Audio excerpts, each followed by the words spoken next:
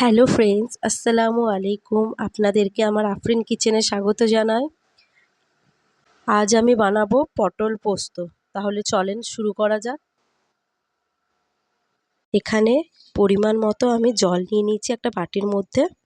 এইবার পরিমাণ মতো সর্ষে, সাদা তিল, পোস্ত, কাঁচা লঙ্কা আর আদা, এটাকে খুব ভালোভাবে পেস্ট করে নেব।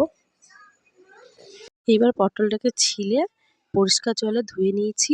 গোটায় রেখেছি পটলটা, আমি হালকা করে মধ্যে দিয়ে চিড়ে নিয়েছি। এটাকে আমি লবণ দিয়ে মাখিয়ে কিছুক্ষণের জন্য রেখে এটাকে আমি তেলে ভেজে নেব। খুব বেশি ভাজবো না, হালকা করে ভেজে নেব।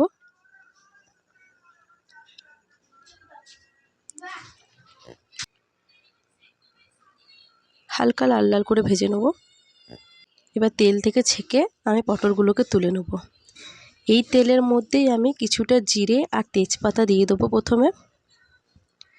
এবার এখানে আমি পেঁয়াজ আর টমেটোর পেস্ট দিয়ে কিছুক্ষণের জন্য নাড়িয়ে নেব। এবার এখানে পরিমাণ মতো হলুদ, লঙ্কা গুঁড়ো আর লবণ দিয়ে আবার কিছুক্ষণের জন্য নাড়িয়ে নেব মশলাটাকে। এবার এখানে আমি পেস্ট করে রাখা পোস্তটাকে এখানে আমি দিয়ে দেবো। খুব ভালোভাবে নাড়িয়ে নেব।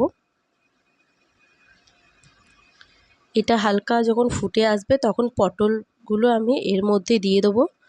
পটলগুলো দেওয়ার পর আবার খুব ভালোভাবে নাড়িয়ে নেব। কিছুক্ষণ খুব ভালোভাবে নাড়িয়ে নেব। তারপর 15-20 মিনিটের মতো এটাকে আমি ঢেকে রেখে দেবো।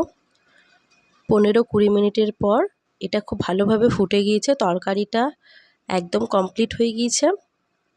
আপনারা চাইলে বাড়িতে ট্রাই করতে পারেন, দারুণ হয়েছে খেতে তরকারিটা। দেখা হচ্ছে নেক্সট ভিডিওতে।